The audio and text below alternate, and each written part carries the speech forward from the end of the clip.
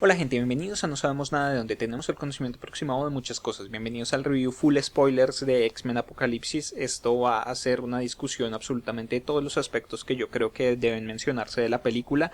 Entonces, si no la han visto, les recomiendo que vayan a ver el review cero spoilers, que lo publiqué hace un rato más temprano. Y vuelvan después de que hayan visto la película, porque como dije, lo vamos a discutir todo. Ya en estos comentarios van a encontrar todos los spoilers y todas las opiniones sin restricciones. Entonces, como dije en el review sin spoilers, me gustó mucho la película, me pareció muy chévere. Y yo sé que me van a preguntar y solamente lo voy a hacer para evitar todas esas preguntas. Y sé que va a haber gente que me va a preguntar que si es mejor que Batman v Superman y que si es mejor que Civil War. Digamos que hay que tener en cuenta que esto es una opinión muy subjetiva, y es que para mí X-Men significa mucho. X-Men es de mis propiedades favoritas, y como yo lo dije en el review del trailer, sin X-Men no podríamos estar teniendo ninguna de las otras películas. Sin X-Men no habría Batman v Superman, y sin X-Men no habría Civil War. En ese sentido, debo decir que para mí Civil War fue la mejor, pero esta me emocionó mucho más. Esta tiene momentos que me llegaron mucho más profundamente y que me emocionaron mucho más que cualquier momento de Civil War. Incluso cuando apareció Spider-Man, que es mi superhéroe favorito, hubo momentos en esta película que opacaron totalmente la emoción que yo tuve en Civil War o en Batman v Superman. Entonces, ya saliendo de eso, que la película logra cosas muy chéveres que no se habían logrado en otras películas, y hay que darle mucho crédito a Bryan Singer por eso y por él mismo arreglar ciertos problemas que él generó en sus películas iniciales. Entonces, un poco de historia: Bryan Singer dirigió la primera y la segunda película, luego entró Brett Ratner, creo que es, a dirigir la tercera. First Class la dirigió Matthew Vaughn, genial. Y en Days of Future Past volvió Bryan Singer y él dirige esta, que es Apocalipsis. Entonces hubo ciertos problemas que él generó en sus primeras dos películas que luego se tradujeron en el resto de la saga, y hablo específicamente del tratamiento de ciertos personajes. Yo creo que nadie pensaba que Wolverine fuera a ser tan popular como lo es. Entonces, como que después de, o sea, en la primera Wolverine cumplía el papel de introducirnos al mundo de los X-Men, él como alguien desde afuera, como nosotros los espectadores también estábamos desde afuera, y fue tan popular que luego se volvió el punto focal en la segunda. En la tercera también fue súper importante. Es el único personaje que tiene dos películas individuales y que están empezando, y que pues dentro de poco van a grabar la tercera individual, y es el único personaje que ha trascendido todas las versiones de X-Men y todas las películas de X-Men, sea así solamente en un cameo como lo hace aquí, como lo hace en First Class. Pero teniendo en cuenta que Wolverine fue tan popular, él se volvió un poco la figura de líder de los X-Men, siendo que en los cómics siempre fue Scott Summers. Scott Summers, que es Cíclope, siempre fue muy importante, siempre fue la mano derecha del profesor X, porque fue uno de sus primeros estudiantes y fue uno de los estudiantes que más, que más sigue la filosofía del profesor X. Entonces él es el líder en el campo de los X-Men, pero en estas películas lo presentaron demasiado. Todo giraba en torno a Jean Grey, y entonces él estaba enamorado de Jean Grey y odiaba a Wolverine porque Wolverine quería estar con Jean. Entonces se volvió un personaje que era caprichoso, que era súper fastidioso todo el tiempo, porque todo el tiempo solamente estaba como lloriqueando y cosas así. Bueno, y su muerte fue absolutamente intrascendente en la tercera. Y Bryan Singer, eso fue algo que siempre lamentó, y que en esta película lo mejora mucho con el nuevo Scott Summers, que me pareció genial. Que digamos que me parece que esta película en medio de todo volvió mucho a la esencia de lo que es los X-Men, porque los X-Men es X-Men es la historia de adolescentes. En las otras películas vimos ya X-Men que estaban en otras épocas totalmente diferentes de sus vidas. Ya todos eran mayores, ya algunos eran profesores. Teníamos a Storm, que era Halle Berry, teníamos a Jean Grey, que ya también era grande, a Scott Summers, que ya también era grande. Pero en los cómics siempre se trató de una de historia de unos adolescentes. Entonces eso tiene ciertas cosas detrás. Entonces obviamente una historia de adolescentes habla de encontrar el papel en el mundo, pero ellos tienen una dificultad un poco mayor, porque además de que ellos tienen que pasar por lo que pasa todo el mundo de ser adultos, crecer, vivir la vida. Ellos son excluidos por su condición genética como mutantes, entonces ellos tienen además que estar luchando contra eso, y es un punto que vuelve siempre, y es como por qué nosotros tenemos que luchar por los humanos y los humanos simplemente nos desprecian todo el tiempo y nos persiguen, y crearon a los centinelas y un montón de cosas. Y o sea, es ellos contra el mundo, tratando de pertenecer a ese mundo y al mismo tiempo luchando con el control de sus propias habilidades y viviendo todo lo que vive un adolescente normal en un, además que es un internado, entonces ellos viven con sus compañeros, hay romances, hay odios entre ellos, hay un montón de cosas.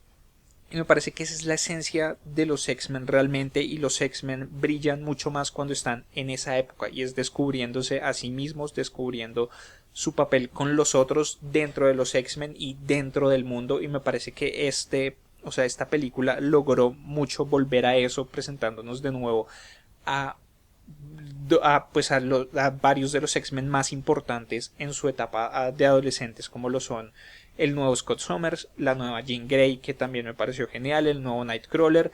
A Júbilo otra vez la dejaron botada, simplemente la presentaron, o sea, todos los fans han estado clamando por Júbilo desde hace mucho tiempo, porque ella fue un papel, o sea, ella era muy importante en el programa animado de los 90s, que yo creo que por eso también X-Men es tan importante para mí, porque era un programa que yo veía todos los fines de semana y fue como una de las primeras exposiciones que yo tuve al mundo de los superhéroes de una manera mucho más constante, porque aquí en Colombia es muy difícil encontrar cómics. O sea, hay muy pocos vendedores que traen los cómics como tal, y eso es ahora. O sea, ahora es mucho más fácil. En esa época, en los 90s, incluso en los 2000s, era muy complicado, era casi imposible, y solamente se conseguían como las traducciones que llegaban y cosas así, y pues yo en ese momento tampoco estaba tan interesado, pero pues la televisión era algo pues que es accesible a casi todo el mundo, entonces era algo donde yo podía estar pendiente de esos superhéroes y de qué pasaba con los X-Men y de qué pasaba cuando llegaba Apocalipsis y de qué pasaba cuando peleaban contra los Centinelas y todo ese tipo de cosas. Y o sea, era una cosa que me gustaba muchísimo. Pero como volviendo al punto, creo que logran eso de una manera genial, y es volver a presentarnos a estos personajes que tienen un futuro increíble, porque los lograron plasmar muy bien y los actores los representaron muy bien. Me gustó mucho Nightcrawler, me gustó mucho Jean Grey, otra vez lo repito, y Scott Summers tiene ahora el potencial de ser el líder que nunca ha podido ser en las otras películas. Hablando un poco más de los personajes que, pues, o sea, de las historias que continúan, que son las del trío de Charles Xavier, de Magneto, que es Eric Lechard, bueno, no me acuerdo del apellido en este momento, y de Raven Mystique, me parece que es súper chévere. Y, o sea, me parece que le bajan mucho a la importancia que estaba teniendo Mystique, y pues eso se conecta al mundo real, y es que le estaban dando mucha importancia a Mystique porque era interpretada por Jennifer Lawrence, y pues Jennifer Lawrence desde hace un tiempo estuvo en la boca de todo el mundo y en los ojos de todo el mundo cuando ella empezó a ganar, pues a estar después de una edad muy joven nominada a los Oscar, ganando premios por aquí, premios por allá, en esta película, en esta otra película. Es una actriz muy buena, pero me parece que hay un poco de fatiga. Y el contrato de ella creo que se acabó. Creo que creo que esta es su última película de X-Men. Entonces me parece que hicieron muy bien en bajarle la importancia. Igual le crearon un legado que me parece muy interesante, y es después de lo que pasó en Days of Future Past, cuando ella evitó el atentado contra el presidente y detuvo a Magneto, y que luego se volvió como una representación de todo lo que los humanos podían aceptar en los mutantes. Entonces ahora ella es una heroína para todos los mutantes y es un ejemplo a seguir, y es como el ejemplo de, o sea, como sí, como de luchar por lo que es bueno, aunque ella misma no se lo cree, y aunque nosotros también sabemos que había otras muchas razones y que ella tiene muchos conflictos internos. Ella se convirtió en ese estandarte para el resto de todos los otros mutantes, y vemos como Storm la adora y tiene el postercito con ella y dice yo quiero ser como ella, y al final de cuentas es lo que le hace a ella cambiarse de bando en la pelea final, y es que ve que Mystique está peleando contra Apocalipsis y que Apocalipsis realmente no quiere, o sea, él ve a sus jinetes y a los otros mutantes como peones descartables. Entonces cuando Ángel muere, pues Arcángel, después de ser el jinete, muere, y Apocalipsis lo mira y le dice como inútil, ella lo ve y luego está el cambio final cuando ve que Mystique está peleando contra él.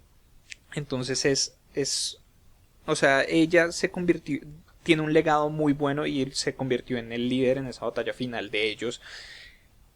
Y las palabras que les dan son muy simbólicas, como todos tenemos que aceptar nuestra mutación, tenemos que aceptarnos a nosotros mismos, tenemos que aceptar nuestro lugar en el mundo y tenemos que luchar y tenemos que... O sea, me parece que filosóficamente también la película trae unos puntos muy importantes y es lo que siempre se ha... O sea, el punto filosófico representado siempre desde las acciones de Charles Xavier y de Magneto, y como en el mundo real a ellos se les compara con dos figuras muy importantes de la historia negra en Estados Unidos, como lo son Martin Luther King y Malcolm X, los dos luchando por un mismo objetivo, pero los dos con unas filosofías totalmente diferentes. Entonces tenemos a Charles Xavier, que es la equivalencia de Martin Luther King, que lo que quiere hacer, o sea, quiere hacerlo de una manera pacífica. Entonces Charles Xavier siempre, al final lo dice, yo siempre espero lo mejor de todo el mundo.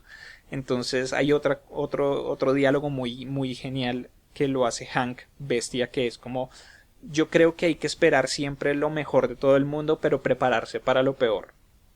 Y por otro lado tenemos a Magneto, que Magneto en esta, o sea, en este se le bajó mucho pues eso, pero en las otras dos películas lo veíamos como los mutantes son la raza superior, ellos tienen que controlar, o sea, es una posición una posición y un modo de ejecución mucho más directos y mucho más activos que los de Charles Xavier, que él quiere que el mundo se dé cuenta de que los mutantes pueden ser beneficiosos ayudando a los humanos y así llegar a una aceptación.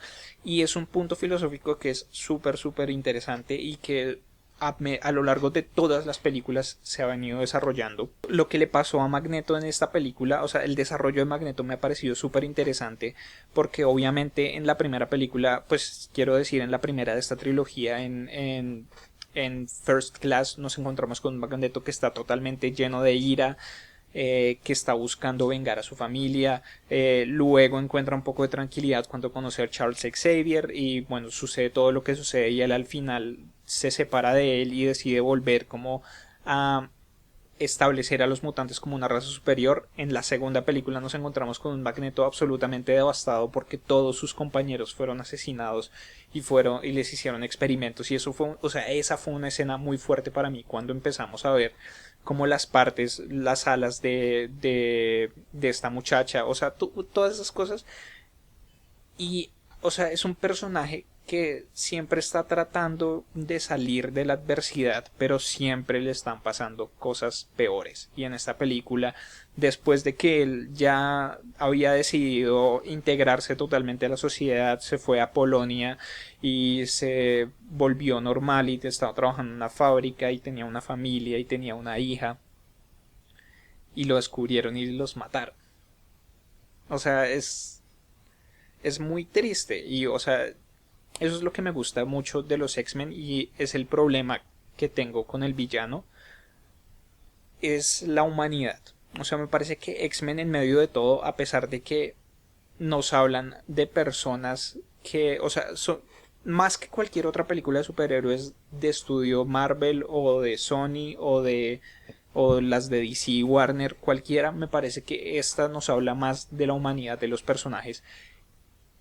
Y son los únicos personajes que se podría decir que en realidad no son humanos, sino que son superhumanos, o que está, pues, o sea, por su condición genética, pero son los más humanos en medio de todo y son los que entran más dentro de la naturaleza de lo que tiene que ver con la humanidad. Entonces eso, o sea, eso me parece genial. Y Magneto, o sea, porque uno entiende a los personajes, uno entiende sus acciones porque lo que les pasa es muy humano. El dolor, la pérdida es algo que todos hemos vivido en mayor o menor medida. Todos hemos perdido a un familiar o todos hemos perdido a un conocido. Obviamente no de una manera tan violenta o tal vez de una manera muy violenta. Entonces es algo con lo que yo creo que todo el mundo se puede identificar, y también con las otras cosas, digamos con el arco de Charles Xavier después, cuando él estaba intentando, o sea, cuando él tuvo que aceptar pues su invalidez y quedar en la silla de ruedas para volver a aceptar sus poderes. O sea, como que creo que todo el mundo puede ponerse en los pantalones de lo que les pasa a ellos y puede pensar como yo haría esto o no haría esto en esa situación. Digamos, Charles Xavier, me encantó el final de esta película cuando él por fin decide ser feliz. O sea, porque es algo que nos han traído desde el comienzo y es como un poco el sufrimiento de él. Obviamente cuando nos lo encontramos en First Class nos encontramos con alguien súper optimista. Y después cuando él empieza a sentir cosas por Raven, pero Raven ya no quiere estar con él y todo eso, empezamos a entrar en un personaje que está, o sea, que está mucho más perdido. Y en Days of Future Past él está totalmente perdido en la vida y como que no quiere aceptar nada de lo que ha pasado y no quiere aceptar nada de lo que va a pasar. Y no puede aceptar lo mismo que le pasó a él. Y al final de esta película él decide ser feliz y ya, él decide devolverle los recuerdos a Moira, él decide volver a encontrarse con Moira, que a mí Moira MacTaggert fue un personaje que me encantó en First Class y que me hubiera gustado que hubiera aparecido en la siguiente, pero no tenía mucha cabida, pero que aquí la vuelven a traer y a mí Moira MacTaggert me parece genial, y además porque Rose Byrne me parece una actriz increíble también. Pero él decide ser feliz, eso, o sea, eso me gustó mucho porque como que trae el arco general a un cierre, porque igual este es el cierre de una trilogía, tenemos que tener eso en cuenta. Pero pues ya hablando un poco más de lo que decía de Apocalipsis, me parece que ese es el problema de la película. El problema de la película, bueno, aparte un poco del pacing en general, me parece que tiene, o sea, tiene problemas en el ritmo, pero pues sí. El problema me parece que es Apocalipsis. ¿Por qué lo digo? En todas las otras películas hemos tenido villanos que en medio de todo son humanos. O sea, es otra vez mostrar la humanidad de estos villanos. Entonces, pues Magneto, que fue villano mucho tiempo, pues era, pues, o sea, ya hablamos de la humanidad de Magneto. E incluso en las otras películas, Stryker en X2 también se puede ver la humanidad de Stryker. Y Peter Dinklage, no me acuerdo ahora cómo se llama, Bolívar Strask. Bueno, el de Days of Future Past también hay una humanidad ahí. Pero nos encontramos con Apocalipsis, que es un personaje que está por fuera de su época, que no entiende nada de lo que está pasando, pero que tampoco es humano. O sea, él se cree un dios, él tiene ínfulas de dios, y él cree que todo tiene que estar bajo su poder, y me parece que le falta ese componente humano al villano para que nosotros terminemos de entender, y así no sea entender, de pronto un poco identificarnos con su punto de vista y con sus motivaciones y con todo lo que hace después. Porque es lo que digo, con los otros villanos de antes podíamos identificarnos un poco, o sea, con Stryker y con Bolívar y pues con el de los Centinelas uno entiende que hay un miedo hacia los mutantes. Entonces uno simplemente quiere controlarlos, el otro quiere convertirlos en armas, pero igual es algo que uno puede entender porque siempre es el problema cuando hay algo nuevo y cuando hay algo diferente, y es que no se entiende y se le tiene miedo. Entonces es algo que, vuelvo al punto y ya va a sonar muy repetitivo, pero igual me parece que es muy importante, y es que es humano, es un sentimiento humano. Con Apocalipsis no está eso. O sea, sí, me parece que, o sea, ese es el problema, y representa un problema que va a estar presente en todas las otras películas de los otros superhéroes. O sea, este es un problema que va a traducirse en las películas de Marvel, es un problema que va a traducirse en las películas de DC. En DC ya tenemos el problema del que yo hablaba de la identificación con Superman también, porque él es un alien, o sea, sí, obviamente hay humanidad, pero como que digamos que él es un ser súper poderoso, casi que todopoderoso, entonces hay un problema de identificación ahí. Pero ahorita vienen cosas cósmicas, viene Darkseid, que es un alienígena, o sea, no hay ningún componente humano en Darkseid. Y lo mismo en Marvel, está Thanos. Thanos, no hay ningún componente humano ahí porque son criaturas súper poderosas que están a otra dimensión absolutamente, totalmente de poder y que tienen una estructura de ideas y una estructura de actuar absolutamente diferentes. Entonces, si hay un problema de identificación aquí con Apocalipsis, me parece que también puede haber un problema de identificación con esos otros villanos en los otros universos. Entonces, no sé, habrá que ver. Por otro lado, me parece que este universo se está volviendo un poco insostenible. Lo digo en qué sentido, en el sentido de la época. Comenzamos con First Class en los 60s, Days of Future Past fue en los 70s y esta es en los 80s. Cuando comenzamos en First Class nos encontramos con los niños, con las versiones niños, con Charles Xavier de 12 años, con Eric Lensher de 14 años y con Raven de 9 años, si no estoy mal. Luego hacemos un salto de 20 años casi, entonces quedamos con Charles Xavier simplemente. Tenía 12 al comienzo, luego, o sea, eso fue en el 40 y pico, que es cuando comienza la película.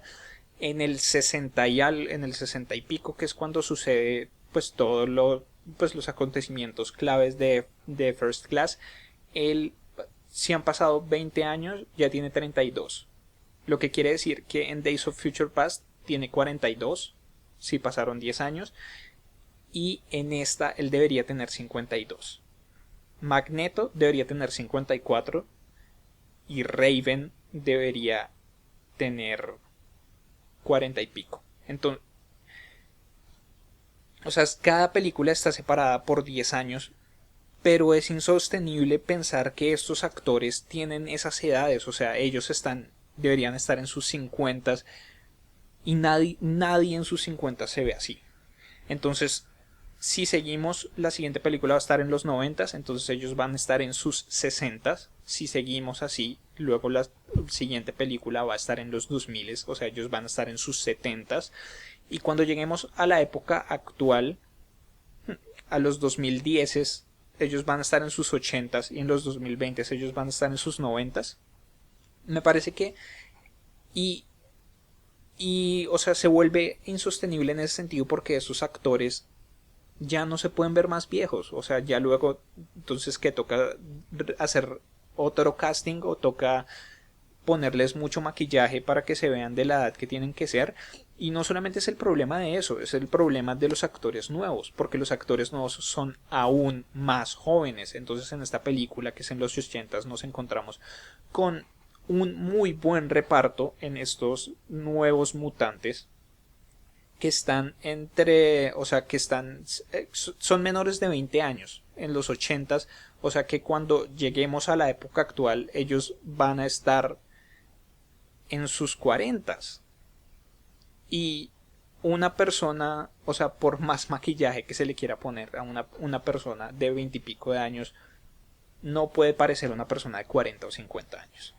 Y es un poco el problema que de la escena final de Harry Potter, y es cuando hacemos el salto de 30 años y que los muestran a ellos con un maquillaje absolutamente fatal, que nadie se cree que ellos tengan esa edad en esa escena.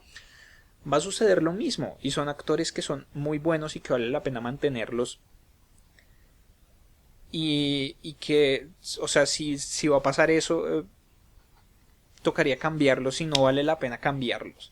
Entonces, no sé, mi esperanza realmente era que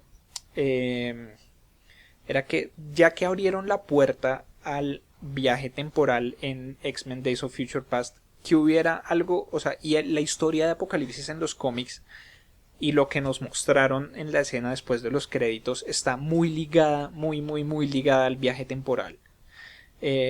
Pues o sea, después de los créditos con todo esto de Essex Corps que nos introduce al concepto futuro de Mr. Sinister, que tiene que ver todo con el viaje temporal y que al mismo tiempo se conecta con Deadpool, que en su segunda edición va a traer a Cable, que es un viajero en el tiempo. Mi esperanza era que de alguna manera en esta película algo pasara o sea, algo pasara en términos de viaje temporal que hiciera que este casting actual, que estas personas actuales llegaran a nuestra época. Me parecía que era, o sea, me parecía que era la mejor manera para poder conservarlos y para dejar de hacer esos saltos de tiempo tan locos realmente. O sea, sí, yo entiendo que es muy chévere que las películas estén pues ambientadas en una época cada una diferente y en una década diferente, y que eso trae todas sus ventajas, pero más que todo en cuanto al diseño de producción. Pero en cuanto a la historia yo ya no veo por qué tienen que haber esos saltos, la verdad. No veo por qué tienen que haber esos saltos tan drásticos. Pero no sé, va a tocar ver, porque ya dijeron que la siguiente película de la franquicia va a estar ambientada en los 90. No se sabe si es la siguiente película de X-Men como tal, o si es X-Force, o si es alguna otra propiedad. Pero ya lo dijeron, va a estar en los 90. Entonces yo quiero ver qué es lo que va a pasar, cómo van a manejar esto de las edades de los actores y de las apariencias de los actores, porque no tiene lógica. Me parece que esta película no es tan eficaz como Days of Future Past, pero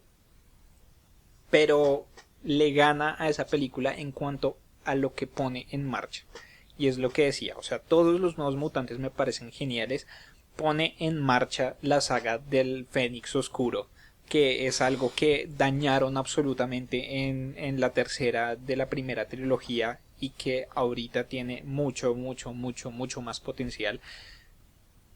Ponen en marcha al Scott Summers, que tiene el potencial de ser el líder, y al, al final cuando salen con los nuevos trajes que son mucho más parecidos a los que son a los del cómic, oh, eso me pareció genial ver a Mystique con su traje azul con la franja blanca, el visor nuevo de Cyclops me pareció genial, el traje de Nightcrawler me pareció increíble. O sea, me parece que el futuro de X-Men está muy bien puesto. Hay mucho potencial, y obviamente está la escena después de los créditos, que si no conocen mucho de los cómics se las voy a explicar aquí, aunque también voy a hacer un video en el que voy a explicar solamente eso. Pero como hablaba ahorita, Essex Corp es la compañía de Mr. Sinister, que es uno de los villanos más grandes de X-Men, y que es Nathaniel Essex. Y Nathaniel Essex tiene una conexión muy importante con Apocalipsis y con Cable, y con posibles, o sea, con el posible legado de Wolverine. Porque aquí vimos que en esa escena final se llevaron ellos pues la muestra genética de la sangre de Wolverine. Y Hugh Jackman ya se va a retirar. Hugh Jackman ya va a ser la que dice que es su última película en Wolverine 3. Y después de eso hay que reemplazarlo. No creo que vayan a traer a un nuevo Wolverine, o sea, a otro actor que represente a Wolverine, sino que van a traer a una figura que va a suplir a Wolverine.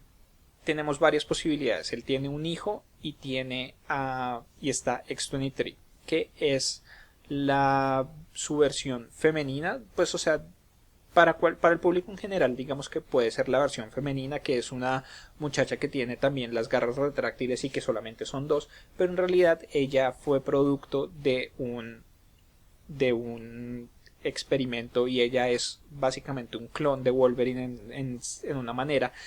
Y todo lo que tiene que ver con Mr. Sinister está absolutamente ligado a los clones y a la experimentación genética. Entonces, aquí, para que entremos en todo lo extraño que es el viaje temporal y todo lo extraño que es Mr. Sinister en la historia de los X-Men, Mr. Sinister crea un clon de Jean Grey que finalmente logra que se involucre con Scott Summers para que los dos tengan un hijo, que es Nathan, si no estoy mal se llama Nathan Summers, que en realidad es Cable, que luego, o sea, y todo esto él lo crea para que él destruya a Apocalipsis viajando por el tiempo, pero al mismo tiempo hay una cosa que es el virus tecnoorgánico.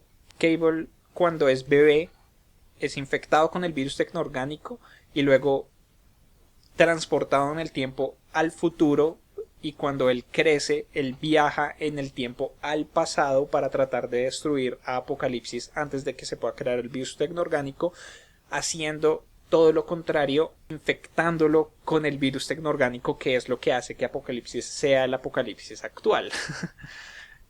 Es una cosa, o sea, es como volver al futuro complicado a la 20 potencia. Es una cosa muy compleja, pero como digo, el potencial está ahí, el potencial para nuevas historias y para nuevos conflictos y para nuevas cosas en X-Men está absolutamente dado. Entonces me parece genial eso que logran. Para finalizar, como dije, o sea, la película tiene sus problemas, pero me parece que lo que logra bien lo logra mucho, mucho mejor como para opacar esos problemas.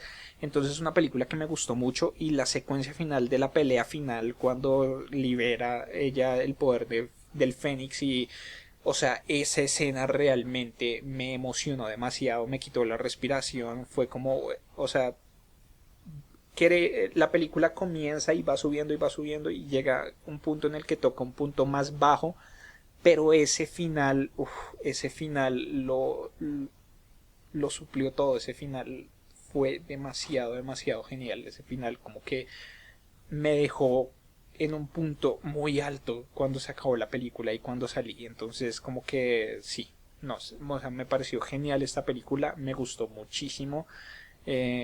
Sea por mis razones propias o sea por razones objetivas, no sé, en realidad no me importa. Me gustó más que Civil War y me gustó más que Batman v Superman.